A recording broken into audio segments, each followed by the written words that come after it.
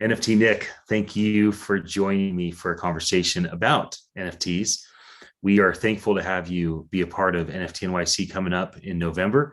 I look forward to seeing you in New York, and it's nice to jump on for just a moment to get to know you. So, can you please introduce yourself to me? I am, you have my attention. Awesome. I'm Nifty Nick, or Nick O'Neill. I run a website called thenifty.com, and we have a YouTube channel and live show each morning as well called The Nifty Alpha. And I got into this space actually by starting a podcast about NFTs earlier this year and went deep. I started interviewing a lot of the leaders in the space, and they kind of indirectly became my mentors in terms of navigating the NFT landscape. I ended up buying NFTs, collecting. I now have a lot of them, and we sort of convert the NFT space into an entertaining one on a daily basis is kind of how we approach it. But as a whole, I'm fully bought in to the transformation that I think that these are going to have. As a content creator, there's certain ways you cultivate community, and there's certain ways community is cultivated with or without any of your direction or inspiration. So can you talk to me a bit about maybe a surprise that's been in place in terms of the community that's been cultivated, those that want to tune in to the interviews and the YouTube and the podcasts that you do, and ways that you've been really intentional about building community?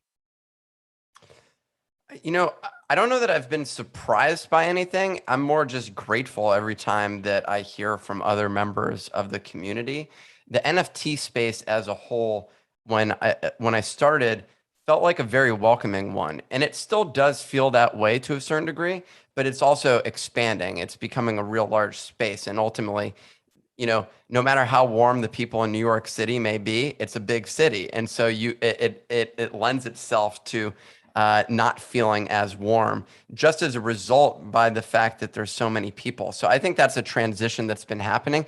And even still, it's still shockingly small. When I come across a lot of people, I end up realizing like, wow, there really are only a few of us buying into, and by a few hundreds of thousands, but buying into a lot of these NFTs. So I think that's sort of, I don't know if it's a surprise, but I think it's been something which has been both exciting to see, and also I think watching this beginning of the curve, which isn't really the beginning. The 2 years leading up were really the beginning and a real drag, I think, in terms of acceleration.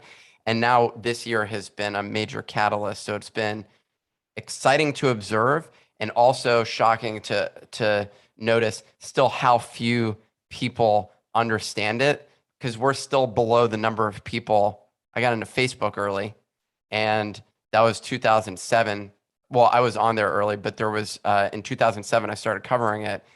There were maybe 7 million people on Facebook at that point in time, and a lot of people still weren't familiar. But that 7 million is, what is it? 35 times the size of what we have today in the NFT space. And so there's a long way to go. And that's what's really exciting.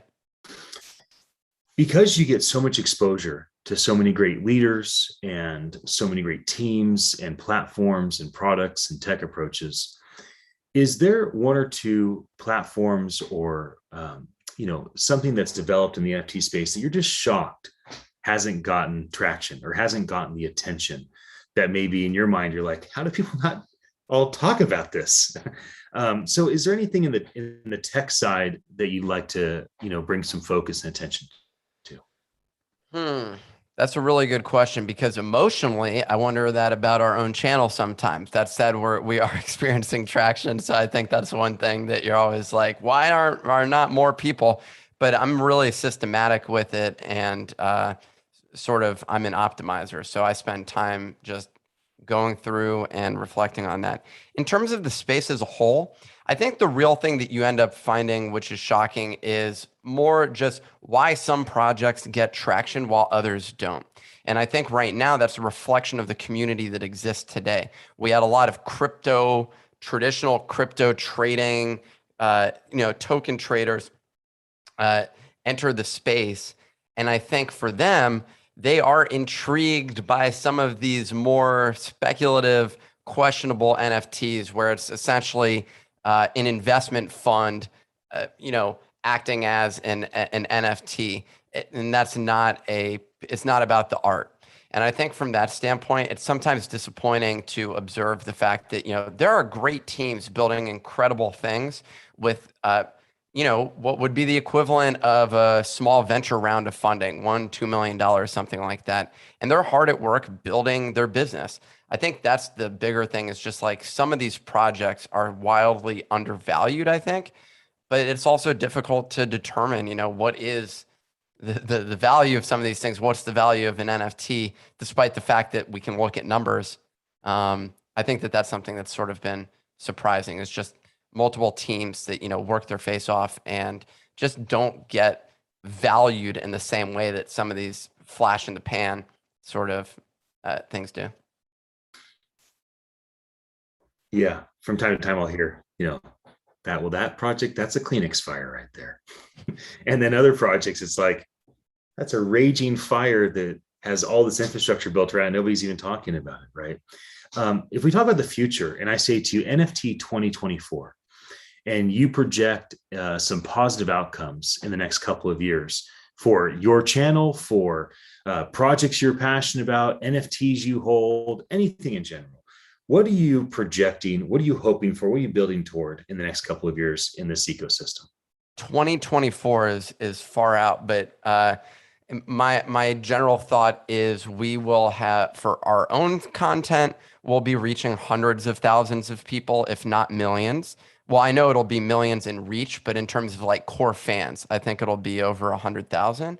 And then additionally, as it applies to the NFT space as a whole, we're going to be at millions. We're going to see the same sort of thing with Facebook, that sort of traction. We haven't seen that broad consumer sort of app yet, or like implementation. Some people argue it could be Facebook with Instagram.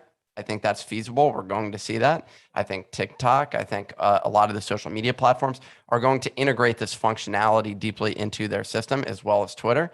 And so many of these are poised to potentially become not only the places where these things are discussed, but for the first time, the vision that a lot of people had early on with calling Facebook a mall, a shopping mall, and a marketplace and stuff like that. I think we may actually, and I don't think it's just we will see that manifest in that duration. Basically, they're going to figure out a way to implement NFTs because, frankly, it is digital commerce to a certain degree, and so I think that that's going to become very common. We're going to then see that also across other games and other platforms that emerge. But a lot of people say, "Oh, well, what's the social media platform of the crypto space?" And frankly, I feel like it's the social media platforms that exist today.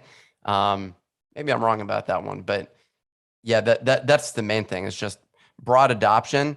And I don't even know if the term NFT is something that's still going to be used or not. It's debatable to me, but yeah.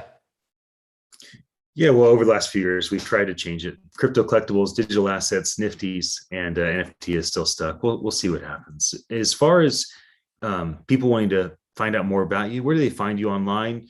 Is there one of your podcasts that you think is a great starting point if people want to can start to see your content? If you want to listen to the thought leaders, then check out the Nifty Nick podcast. I may rebrand that and integrate that into what we're working on now. But the Nifty Nick podcast, NFT Nick, if you just search that on Spotify or anything else, you'll end up finding it.